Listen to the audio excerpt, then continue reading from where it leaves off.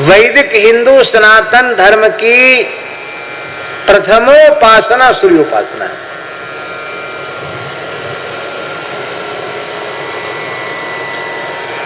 हिंदू मात्र को सूर्य को अर्घ देना चाहिए, द्विजातियों को समंत्रक और इनसे इतरों को अमंत्रक पर अर्घ सबको देना चाहिए।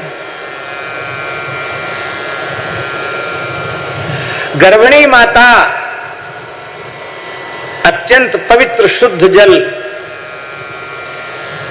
ताम्र पात्र में, तांबे के लोटे में एकदम साफ उज्जवल ताम्र पात्र में जल भरे, रक्त चंदन, लाल चंदन जो लकड़ी वाला चंदन, उसको घिस करके उसमें मिश्रण कराए जल में, और उसमें रक्त पुष्प छोड़ दे, अक्षत छोड़ दे, और ए ही सूर्य सहस्रांशो तेजो रासे जगतपते अनुकंपयमाम भक्त्या ग्रहण अर्घ्यम दिवाकर कहकर सूर्य को अर्घ दे, तो उसके गर्भ का पुत्र या पुत्री जो भी पैदा होगा महान तेज से संपन्न होगा, तेजस्वी होगी संतान, ओज तेज से युक्त होगी संतान। सबको सूर्यार्घ देना है, सूर्योपासना है। पर सूर्योपासना का अर्थ ये तो नहीं कि भगवान को कुछ नहीं मानना, क्या उसका ये अर्थ है क्या? सत्राजित की उपासना में गड़बड़ी यही थी, वो अंगी वासुदेव कृष्ण को कुछ नहीं मानता था, सूर्य को ही सब कुछ मानता था। भगवान सूर्य ने उसे अपना मित्र बना लिया था। प्रसन्न होकर भगवान सूर्य ने उसे स्यमंतक मणि दे दी।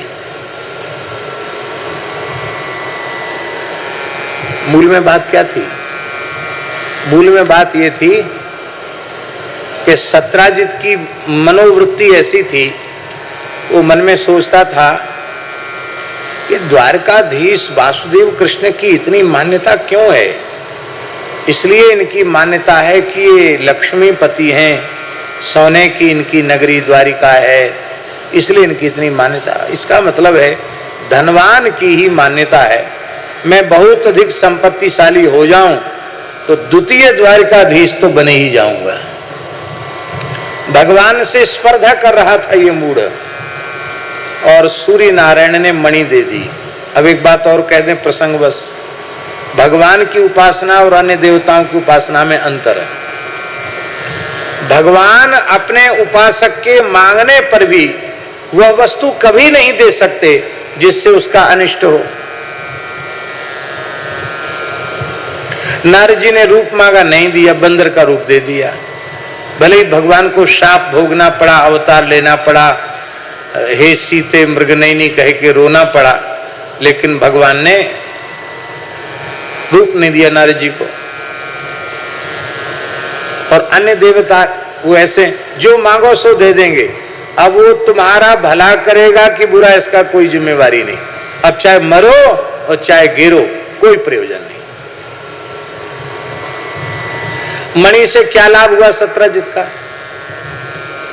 मणि मिल गई, और उस मणि को अपने कंठ में धारण करके सत्राजित जब द्वारिका की गलियों में आया तो लोग खड़े हो गए। भगवान सूर्य, भगवान श्री कृष्ण का दर्शन करने आ रहे हैं। दौड़े दौड़े कुछ बालक भगवान के पास पहुंच गए, बोले प्रभु प्रभु प्रभु, जल्दी अर्घपाद्य आदि की सामग्री तैयार करवाइए, भगवान सूर्य आपसे मिलने आ रहे हैं।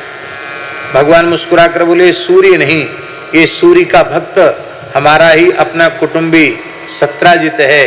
भगवान सूर्य ने मणि दी है, उसको अपने कंठ में धारण करके आ रहा है। भगवान ने स्वागत किया उसका। उसने मणि का बड़ा उत्सव मनाया, मणि की घर में स्थापना की। भगवान ने सत्राजित के सामने प्रस्ताव किया कि देखो सत्राजित,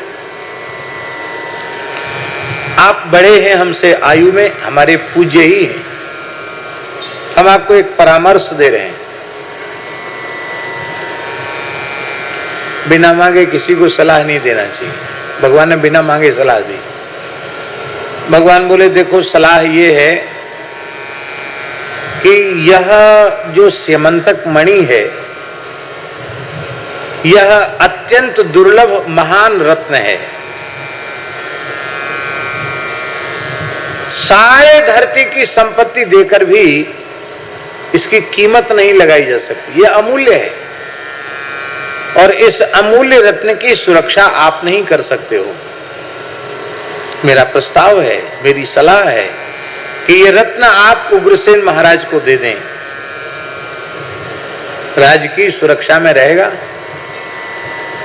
अब इस मणि से जो 8 भार सोना निकलता है वो सोना आप ले लेना, पर सुरक्षा की दृष्टि से मणि आपके पास नहीं, उग्रसेन के पास रहनी चाहिए। ये कुछ बोला नहीं पर चिढ़ गया। ये अपने घर आया, बोले हमको ऐसी ऐसी सलाह श्री कृष्ण दे रहे थे और उनकी नजर पड़ गई है, अब तो जरूर हमारी मणि असुरक्षित हो गई क्योंकि कृष्ण की नजर अच्छी नहीं है। देव साहब, भगवान की नजर अच्छी नहीं है तो इसकी नजर अच्छी है। प्रसेन बोला, इसका भाई बोला, भाई साहब आप तो बहुत सीधे साधे हैं, आपसे तो कभी भी श्री कृष्ण ले लेंगे मणि, पर मेरे स्वभाव को सब जानते हैं द्वारिका में, बहुत कठोर हूं मैं, पिघलने वाला नहीं हूं जल्दी। मैं अपने गले में मणि को धारण करूंगा और पूरे नगर में घूमूंगा, सबको पता चलेगा कि मणि तो आपने मुझे दे दी है। फिर कृष्ण की हिम्मत नहीं होगी जो हमसे मणि मांगे। भाई से बहुत प्रेम करता था प्रसेन, सत्राजित मना नहीं कर पाया। प्रसेन ने मणि को गले में बांधा और घोड़े पर बैठकर द्वारिका की गलियों में घूमने लगा। लोग पूछते, कहो प्रसेन जी ये मणि? बोले भाई साहब ने हमको दे दी, गले में बांधी। ये रत्न भी जो है सबको फायदा नहीं करते हैं। हाँ, ये पत्थर जो है ना ये सबको फायदा नहीं करते हैं, इसलिए रत्न विज्ञान भी एक विज्ञान है।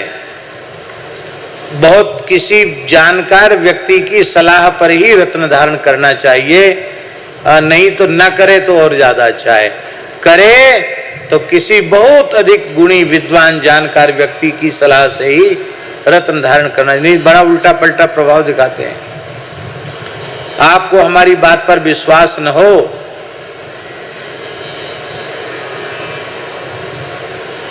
तो हमारे वयोवृद्ध संत हैं त्यागी जी, सीताराम दास जी,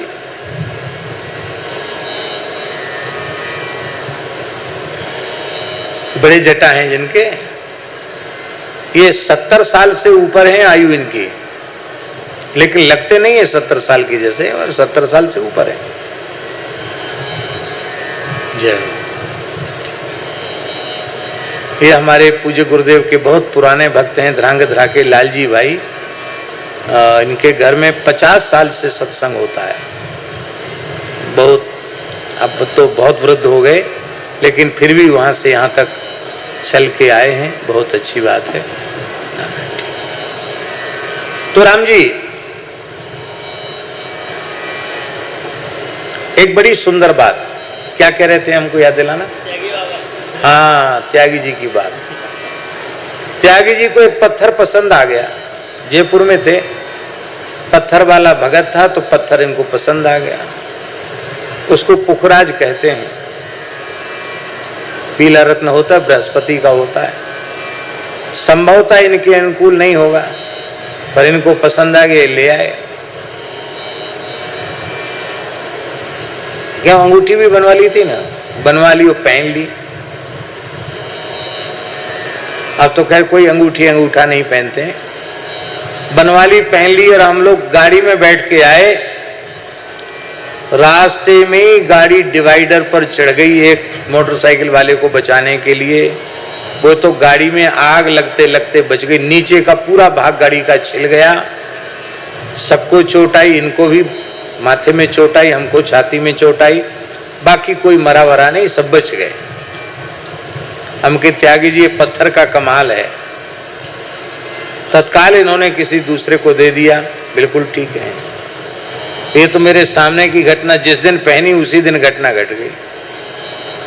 ऐसे लोग कहते कि नीलम बहुत तेज रत्न होता है, नीलम की भी तो बड़ी बड़ी कथाएं प्रसिद्ध हैं नीलम की।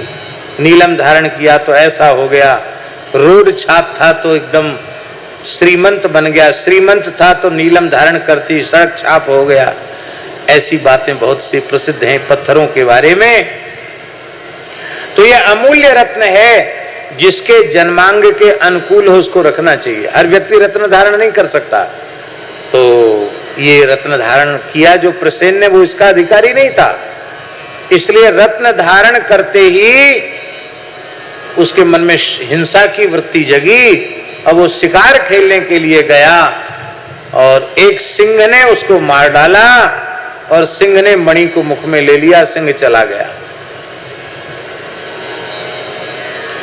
अपनी म्याद में श्री जामवंती जी महाराज घूम रहे थे।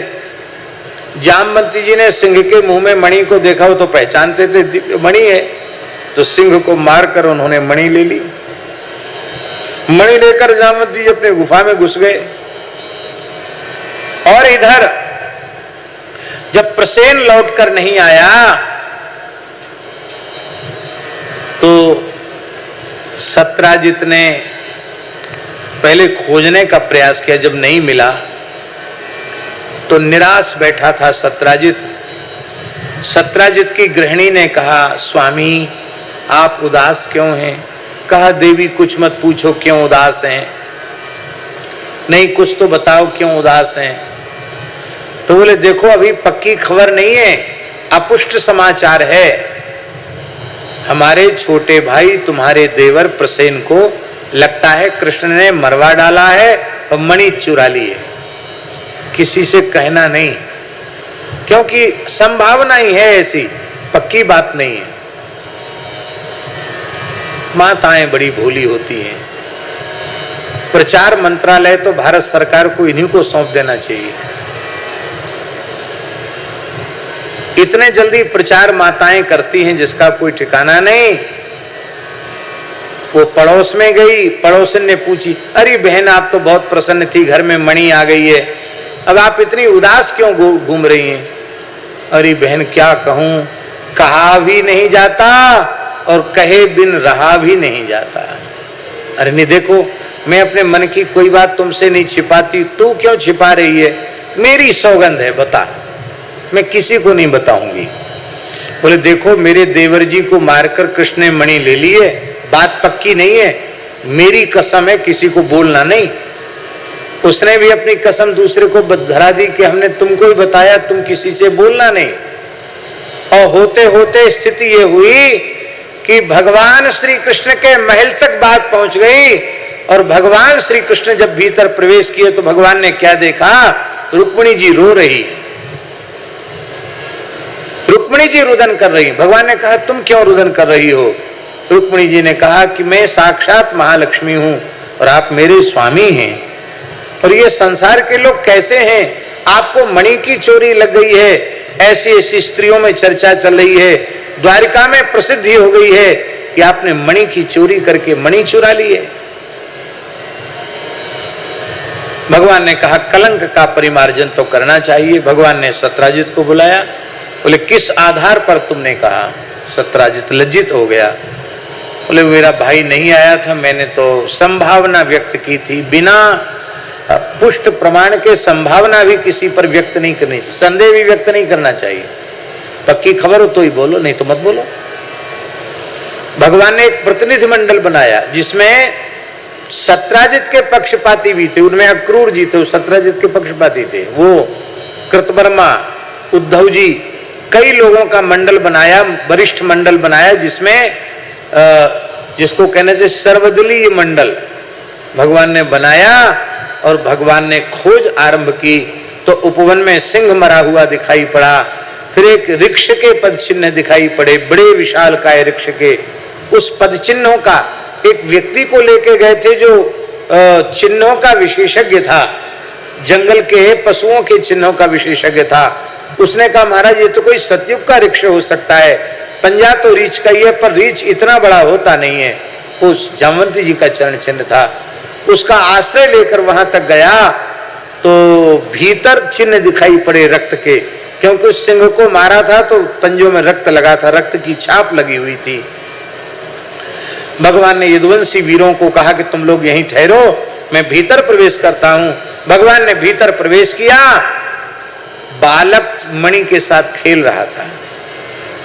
बालक तो सहम गया और धात्री देखकर चिल्लाई धाय, और जब चिल्लाई भगवान को देखकर कि अपरिचित पुरुष कौन आ गया, देख के चिल्लाई तो श्री जामवंत जी महाराज दौड़ पड़े।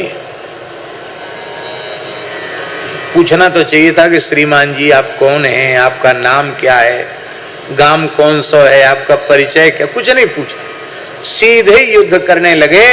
और नापृष्टक कश्चित् ब्रूयात्, बिना पूछे बताना नहीं चाहिए, भगवान भी लड़ने लगे। एक दिन 2 दिन तक युद्ध नहीं चला, जैसे अखंड कीर्तन अखंड रामायण होती है, अखंड दीपक होता है, ऐसे अखंड युद्ध चला। 28 दिन 28 रात तक युद्ध चला। 28वां दिन चल रहा था, 27 दिन 27 रात बीत गए थे, 28वां दिन था। भगवान ने सोचा अब तो ये युद्ध से तृप्त हो गए होंगे, अब थोड़ा सा लीला करनी चाहिए। एक घूंसा कसकर भगवान ने छाती में जामवंत जी की जमाया, एक घूंसे में ही उनको चक्कर आ गए, उनके मुख से रक्त आ गया, अंधेरा छा गया आंखों के सामने और मूर्छित होकर गिर गए। भगवान ने अपना करकमल फिराया, पुनः चेतना आई, जामवंत जी उठ के खड़े हो गए और श्री जामवंत जी ने कहा कि भगवान मैं आपको पहचान गया। भगवान बोले क्या पहचाने? आपकी तनिक भ्रुकुटी के टेढ़े करने मात्र से समुद्रों का जल खौलने लग गया था। आपने समुद्र पर सेतु का निर्माण किया, आपके तीक्ष्ण बाणों से कट कट करके रावण कुंभकर्ण आदि दैत्यों के राक्षसों के सिर कट कट करके गिरने लगे। आपने सारी लंका को बाणों से दग्ध कर दिया। वही आप मेरे आराध्य इष्ट देव प्रभु श्री राम हैं। इसको कहते हैं अनन्यता। श्री कृष्ण द्वारिकाधीश चतुर्भुज रूप में खड़े हैं, पर इनकी प्रीति राम जी के स्वरूप में इतनी अधिक है कि इनको चतुर्भुज स्वरूप में भी धनुर्बाणधारी श्री रघुनाथ जी दिखाई पड़ रहे हैं। आप मेरे प्रभु श्री राम हैं। इसको कहते हैं माता जी रूपा शक्ति। क्या कहते हैं? रूपा शक्ति। वस्तुतः यह रूपा शक्ति ही अनन्यता है। अब आजकल लोग अनन्यता का अर्थ क्या समझते हैं? हम राम जी के भगत हैं तो कृष्ण के पीछे हाथ धो के पड़ जाएंगे, कृष्ण के भगत हैं तो राम जी के पीछे हाथ धो के पड़ जाएंगे, राम कृष्ण के भगत हैं तो नारायण के पीछे हाथ धो के पड़। अरे भैया, ये कोई अनन्यता थोड़ी है। आपका इतना अनुराग अपने इष्ट स्वरूप में हो जाए कि वही स्वरूप आपको सब जगह दिखाई पड़े। जैसे कि गोस्वामी तुलसीदास जी महाराज श्रीधाम वृंदावन में ज्ञान गुदरी में आए और श्री कृष्ण को साष्टांग प्रणाम कर रहे थे। वहां के पुजारी परशुराम दास जी थे, बोले अपने अपने इष्ट को नमन करे सब कोई, इष्ट विहीने परशुराम नवे सु निगुरा होय। साधुओं में निगुरा सबसे भारी गाली मानी जाती है। निगुरा, इसका कोई गुरु नहीं है, ये निगुरा है। गोस्वामी जी में तो भेद नहीं था। तो आपने कहा कित मुरली कित चंद्रिका कित गोपिन को साथ, अपने जन के कारणे श्री कृष्ण भय रघुनाथ। भगवान ने राम रूप में दर्शन दिया। आज भी तुलसी राम दर्शन स्थल है हमारे वृंदावन में, ज्ञान गुदरी में, जिस स्थल पर श्री कृष्ण ने राम रूप में दर्शन दिया। अभी भी वृंदावन में एक संत ऐसे हैं, नाम हम नहीं बता सकते मर्यादा के कारण, जिन्हें खास रामनवमी के दिन आज से लगभग 40 वर्ष पहले बांके बिहारी जी की शयन आरती में बिहारी जी ने धनुष बाण धारण करके दर्शन दिया था। वो संत आज भी वृंदावन में है, जिन्हें बांके बिहारी जी ने राम रूप में दर्शन दिया था। स्वप्न में नहीं, ध्यान में नहीं, प्रत्यक्ष दर्शन दिया। उनके मन में थोड़ा भेद था, हम रामानंदी साधु हैं, श्री कृष्ण का धाम है, श्री कृष्ण के पास जाते हैं, पर ये हमारे इष्ट नहीं है। तब रामनवमी का दिन था, मंदिर प्रकाश से भर गया, आरती हो रही थी और भगवान ने मेघ गंभीर वाणी में कहा, संत का नाम लेकर कहा, देखो मेरा दर्शन करो। भगवान धनुर्वाणधारी रघुनाथ जी के रूप में प्रकट हो गए। बोले अवध बिहारी ही बांके बिहारी हैं, दो नहीं हैं, कह के अंतर्धान हो गए। अब तो वे संत बहुत वृद्ध हो गए, अब नहीं जा पाते हैं दर्शन करने, लेकिन लंबे समय तक लगभग 40-45 वर्ष तक लगातार उन्होंने बिहारी जी की सहन आरती की। हाँ, क्या कहना। बोलो भक्तवत्सल भगवान की। बोले भगवान मैं आपको देर से पहचान पाया, आपकी कुछ सेवा पूजा नहीं की। भगवान बड़ी जोर से हंसे, बोले हम तो भक्त की प्रत्येक क्रिया को सेवा पूजा ही मान लेते हैं।